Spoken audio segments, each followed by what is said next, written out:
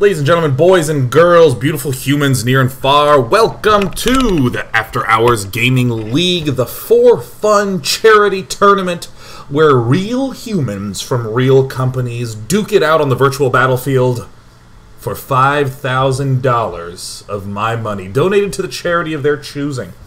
The two teams that are battling here in the quarterfinal match are no strangers to the AHGL. In fact, both were members of the inaugural season. Amazon versus Google will be the best of 7 match today. Whoever wins this best of 7 will advance to the semifinals, as is the case in any other tournament you've ever seen in your life, leaving them only one more step before they reach the finals. So, of course, big shout out to Red Bull Gaming for helping make this event possible, and I'd like to give an extra special shout out to the Lone Star Clash that is going on right now, the finals of which is currently in progress with J-Dong versus Pult. If you don't know what multi-Twitch is, use it. It allows you to watch 2 streams at once, or just have a second monitor open. We want to support all the players. Now keep in mind, though, the pros are over at the Lone Star Clash. These are tryhards that we're watching right now, who know the true joy of competition, as you know the true joy of observing competition. Down in the bottom left-hand corner, from Team Amazon, it is the Rage Cage. Clap, clap, clap, clap, clap, clap, clap. And up in or yonder top right side, from Team Google, it is Jimbo! Clap, clap, clap, clap, clap, clap, clap. I'd also like to remind you of the fact that these companies have, in fact, so many members that they have multiple teams, something we allowed this season of the AHGL. This is the Amazon Pain Forest! Haha, nyuk, nyuk, nyuk. And this is the Google Googleisks, because as players of, I suppose, StarCraft 1, where Lisk is really the common appendage on the end of every Zerg name, they wanted to be Zergy themselves. So, of course, we're seeing that already play out before our eyes with Jimbo electing to go for what seems to be a command center first. He could potentially be going for the worst proxy barracks of all time, but Jimbo, being the boss that he be, is likely just doing a good build. Now, some interesting dramas. Cicero, one of the legendary players from Team Amazon, has actually defected. He's moved over to Team Google. So that's going to create some interesting dramas. Remember, these are real human beings. Team switches even happen in between splits in the AHGL. Nyuk, nyuk, nyuk, nyuk, nyuk. Looks like it's going to be a standard, a standard Expo Pool and Extractor. Love this selection. I'm really a big fan of the early Zergling speeds in this matchup. You have the ease of all the glorious map control. I especially love this opening Jimbo's doing with the relatively fast refinery. You just get the map control with the Hellions, same way that you get map control with the Zerglings, and that's always a very interesting fight for me to see. Who is able to seize control of the map and just get all the vision towers secured up? Because from the Terran side of things, there's a number of all-ins that can be easily detected with these watchtowers, and if you don't have map control, you can't really spot any of those. The SCV darting back, of course, to probably get control over here, but we'll briefly skirt by the third base. Absolutely love it. What a responsible person. Oh my god, look at that logo. Oh gosh, the AHGL logo has got to be the greatest of all time. I mean, look at this thing. Look at that beautiful, beautiful logo. Oh god. Okay, back to the game. I'm sorry. I just really enjoy that. I had nothing to do with the design of it, so... Oh, guys, you might want to check your Skype. Someone's messaging you. Speed coming up for the Rage Cage, who's left 1 in gas. That's a very Hyun-esque move. Hyun, the ever-so-famous Korean player, now playing for Team Rocket.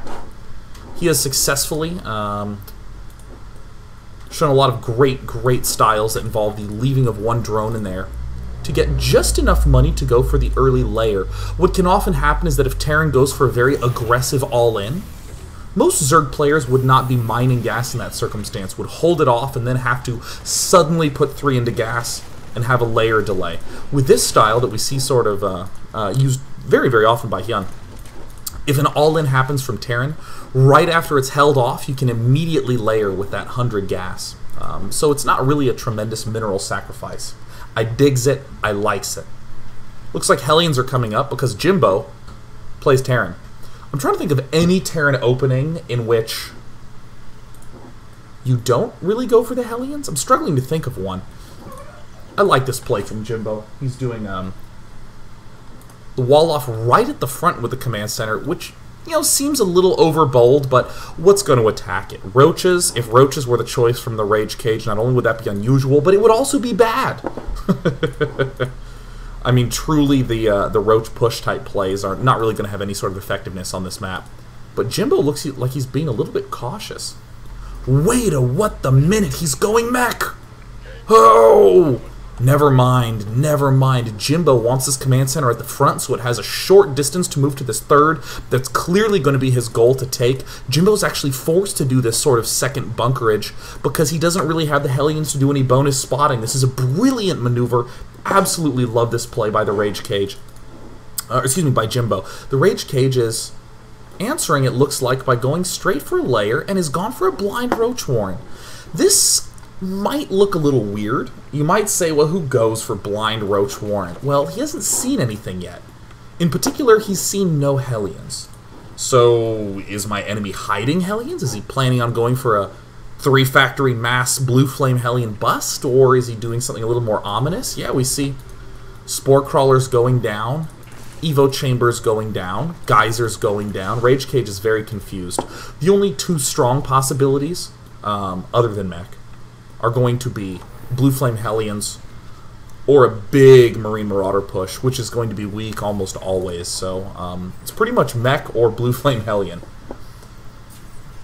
So let's see how our Zerg player finds out about it. Well, Tank Shot goes off instantly into these ranged upgrades, into the Roach Warren upgrades, and we have seen on our hands, it is mech versus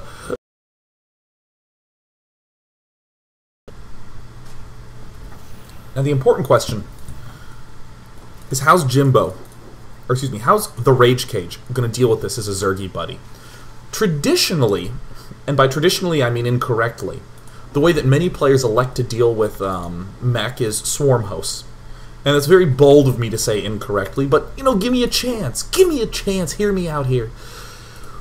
Swarm hosts seem like a reasonable answer to mech. Mech is slow, swarm hosts are slow, it's very difficult to walk around the locus, although it's still possible. And you can begin to chip away and break those siege tank lines. It's not nimble like the Marine Marauder troops are, so it seems like a good choice. But the problem is that mech still can avoid swarm hosts, are quite good against the locus, and can eventually overpower it. The biggest weakness of mech is not in facing it head-on with the right units, it's in going for the big mobile plays.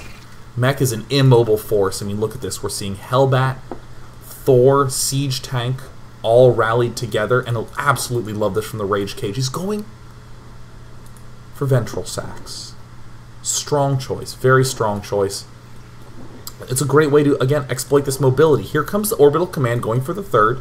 This is going to be a big struggle for Jimbo. As we see, he hasn't really taken that much vision, so he's just moving some Marines out to do some general spotting. But with mech, you're not looking to go for the big, scary, quick push. You're not looking to go for a timing. You're looking to go for the death-defying endgame army.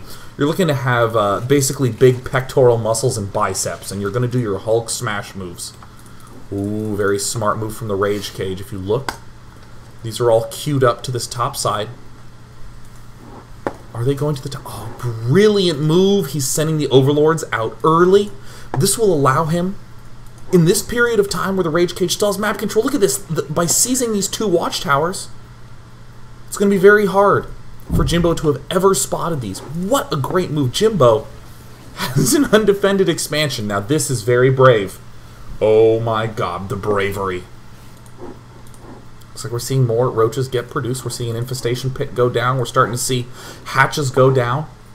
Would love to see a Spire come up at some point. That is again the source of the biggest, most mobile unit, I would argue, in the game, the Mutalisk. And don't tell me Warp Prism, that doesn't count. Teleporting totally doesn't count. It circumvents mobility. That's like dividing by zero, man. Nobody does that. And by nobody, I mean physicists. Physicists divide by 0 all the time. In fact, sometimes they multiply both sides by 0 over 0 to make the math work. Just add more dimensions, they say. But we aren't physicists. We're nerds.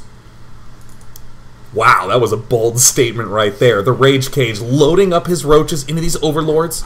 Is he just going to blind drop? Oh no, he should wait until this force is moved down the Rage Cage. Oh my god, the red mist descends. He's feeling the pressure. He feels like he needs to knock Mech down before it even gets started. The Rage Cage stepping in. Notice that he hasn't taken any fire from Siege Tank. He's getting a lot of free shots off on these Hellbats. Doing some excellent work at these front lines, and this might overall look like a losing battle for our Zerg player, but look at the mini-map. Jimbo has no movement forward to the center of the map. Zerg has more and more Hydras and Roaches and units stepping forward. 2-2 upgrades almost done. The Rage Cage! Oh my god, the Rage Cage. You are such a boss. He's taking all the way up to Hive. Now, again, the Viper is really... it's kind of a hashtag dicey unit to use against the Mech army. You can throw down some blinding clouds, can drop some derange of many of those frontline units, but with a very, very wide spread, it's difficult to get the blinding clouds in effective positions long enough to disable the siege tanks. I mean, I really much so prefer the... I'm going to go around. Oh my god, they're creeping up the logo. No! Oh, not the logo. The logo. Well, it looks like Jimbo's continuing to do Army of Death mode style. He's just chilling here, adding on command centers, and one of the best parts about meching on this map is that you don't really need to attack anytime soon. Looks like, whoa, only 3 factories? Wow, Jimbo is doing the extremely passive variant. I mean, I've been spending most of the time talking about physicists and their propensity to divide by things that make no sense, and I haven't been looking long and hard enough at what's going on in this base. Look at this triple factory double starport. Very, very slow and defensive Raven focus mixture. Makes sense because of these 4 easy to secure bases. Absolutely lovely. But oh, the Rage Cage going for the Infina expand, which is weird looking but correct. Only change that I think I'd make is take this expansion and put it here. Taking opposite corners of the map are fantastic. It exploits the mobility problem that Mech suffers from quite a lot. 5 Vipers almost out. Oh, sacrificial Hellbats. Oh my god, huffing and puffing. These Hellbats did not win their Presidential Physical Fitness Award. They need to go back to gym class, spend a little bit of time playing dodgeball, and taking the game seriously. Because with their huffing and puffing, oh my god, look at, you know, just passing through here, don't mind us, you know, it's fine. You know, the mascot on our soccer team was the oil barge, so, you know, we're slow and steady, and that's kind of how we do it. We don't really pass the ball, we just sort of dedicate to the ball. Oh my god, these... oh, Jimbo has... looks like he's actually found an opening. Oh my god, some drones might die. One thing that's fantastic about Hellbat assaults like this is that minerals are not really a big concern for the Mech army. If we look at the army tab, we see that the ratio between minerals and gas is much higher for Zerg. He has more roaches in this mixture. But for the Terran, it's a lot closer to 2 to 1. And sometimes it even gets close to 1 to 1. By building the Hellbats early, Terran has the ability to defend against assaults, but later on we'll let them die and replace it with the more gas-heavy tanks and Thors and Banshees and Ravens. And Rage Cage is looking for a window of opportunity. He's looking for a chance to fight, but the fact of the matter is, Mech only needs 1 fight to win. Oh my god, wait, Rage Cage has found... he's found a weakness in the armor. He's stepping ahead, and this is not a planetary fortress yet. It looks like... tries to throw down the blinding cloud, but this is the problem. The siege tanks are at the far back. No real opportunities to get blinding cloud on them because the Thors are at the front. We see the seeker missiles connect. The Thors using their double fisting methods. What? Shooting with both arms, taking down this army very quickly and very easily. Not even a large amount of tank support. Just a couple of tanks at the backside, and oh, the Hellbat counterattack Jimbo! Oh, I absolutely love it. Gordon Ramsay were watching Jimbo play Mech. He would describe it as night and day. the difference that those counterattacks at that positioning makes. What an absolutely excellent play there by Jimbo. Having the wherewithal to both defend and perform the counterattack at the same time, the hallmark of an RTS gentleman. Multitasking is what it's about. He's got the skills, he's got the skittles. Now these expansions in the bottom side have not done much. The resource that they need to be mining is gas. You can't really get that much more minerals if you increase your base count. It's increasingly difficult to do as such. Oh my god, Jimbo. Adding on more starports in the main base, we see... Oh my god, it's going to be time to do the fusion core dance soon. He's transitioning into battle cruisers. He's going to be going Skymech. He's going to be going for all the bludgeonings. And I think this is actually going to be quite effective for him. The siege tank is almost certainly going to fall, unless those SCVs emergency repair. But, you know, they didn't like that siege tank very much. A second approach at the bottom side is not working. The Banshee count getting dangerously high, and oh, ouch. I mean, with the point defense drones, Banshees, siege tanks, and the Thors sniping off the Vipers, I mean, Jimbo is doing so many subtle moves that are pulling him so far into the lead. Now, in the mineral count, you see it's a whole bunch for everybody. Looks like everyone is treating their money like you treat ethers and high potions in Final Fantasy VII. You just never use them and collect as many as humanly possible. With Hydralis coming out, looks like some Corruptors are en route. This is where I really want to say, where are your Mutalisks? We're starting to see Jimbo creep everywhere around the map. Jimbo is moving to the top. He's moving to the right. He's getting the Corvid reactor. Corvid, a family of ravens, probably. I think it was Owl, but whatevs.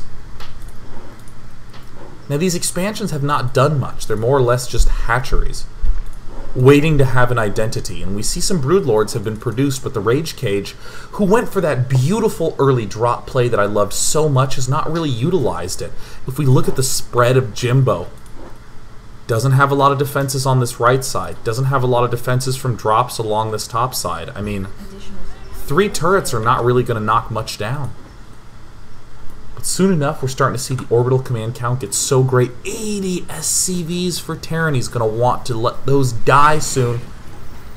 Use those juicy mules that cost no supply and are super SCVs.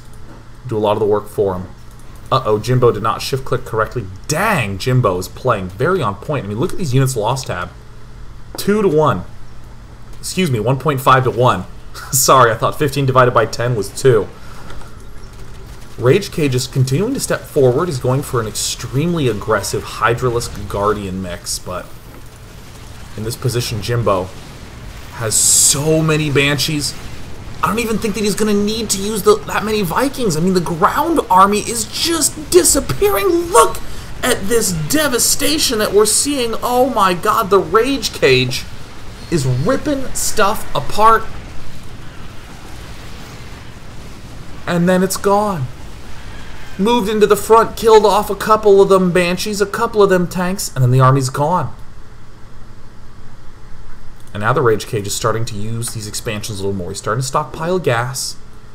A great transitionary move would be tons and tons of Mutalisks, but for that to be effective, you have to lock the meching player down to 4 bases. 4 is actually an inflection point. 3 bases mine out very fast for a meching player. Despite the fact that we like to talk about how gas-focused mech is as a composition, it does require quite a bit of minerals to function properly. Locking that Terran down to 4 bases is going to be absolutely critical. Whoops, Rage Cage accidentally target fired his own thing. Don't act like it hasn't happened to you. Beautiful positioning by Jimbo, but overwhelming numbers. The true Zerg from the Rage Cage. He's stepping in. The Banshees, those mobile forces, being able to back up all these expansions, and we see this huge tank mech army. I mean, look at the army forces tab. This is becoming gruesome. Pathogen glands for the Rage Cage. Starting to see more BCs come in for Jimbo. Jimboni baloney. Gathering everything together.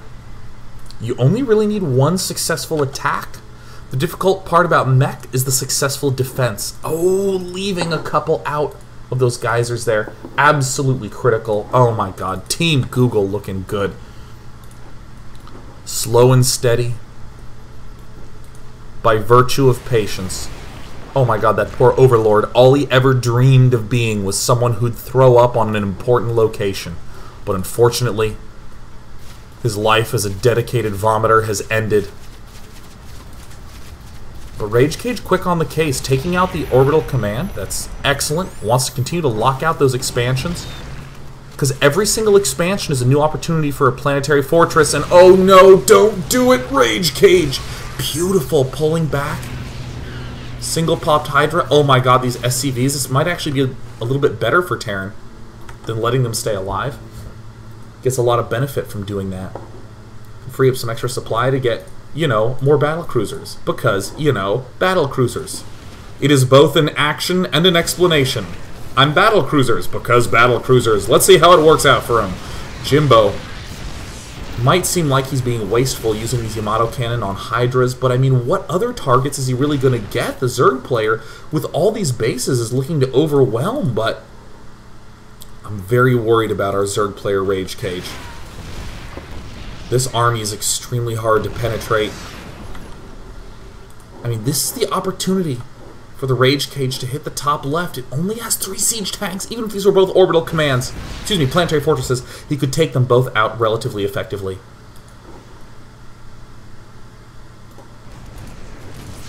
Jimbo's starting to scout with Thors. That's not something that anyone would ever imagine that you'd do, but Jimbo's kind of, he's kind of feeling in his rhythm. And suddenly, Jimbo, who's expanding along the direction of attack, he's expanding towards the Rage Cage's bases, which is one of those tongue twisters. With this sort of expanding pattern, I definitely think that Zerg is going to start getting desperate. He's found a window of opportunity. He needs to move to this top side now, and he's immediately taken it. Down goes one planetary. It looks like one of these orbitals will lift, retreat. The 3 tanks at the front line bound to fall. But what else is going down? This one single Thor. What a boss Thor, man. Taking out a whole base by himself, starting to rip up this top side, and it looks like Jimbo's realized he just needs to go fight this army head on. One expansion falls. This is actually the most important expansion for Jimbo right now. 4th is almost mined out. If Zerg can pull some miracle, kill off this force, secure the bottom right expansion, he'll actually be in reasonable shape. We're seeing the battlecruisers have decided that they're not going to let any such thing occur.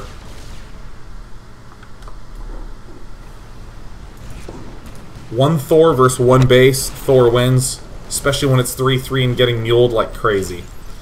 In the upgrades tab, we see that it's only +1 melee, which is why those Lings and Broodlings didn't do too much. Oh, Amazon looking so strong in this AHGL match opener. The Googleisks. Holding strong. Holding strong. Now, Amazon, I believe, did not have as good of, had a slightly better record than Google heading into this match. But Google showing some amazing, amazing stability. Look at that! No attacks! Jimbo didn't attack once! Not a single one! Ah. An unbelievable display of defense and mech prowess gives the win to the Googleisks in match number 1. When we return after this short break, and by short I mean very short, it's time to see if Amazon can tie things up.